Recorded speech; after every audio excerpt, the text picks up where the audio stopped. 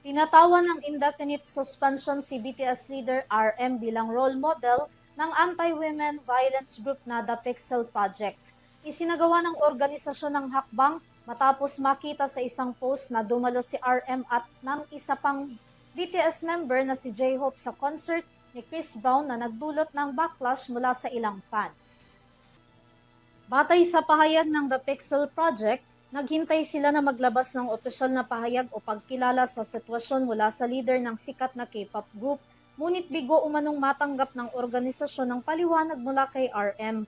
Binigyan diin ng The Pixel Project ang malaking fanbase ng BTS sa buong mundo at anila malaki ang impluensya nito sa pop culture at global audience.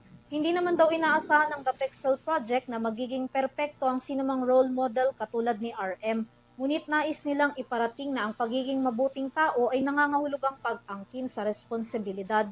Si RM ang panglima sa honor roll sa 16 na role model na tumutulong para mawakasan ng mga pang-aabuso laban sa kababaihan. Sangkot si Brown sa mga usapin ng karahasan laban sa kababaihan tulad ng domestic violence, pananakit at rape.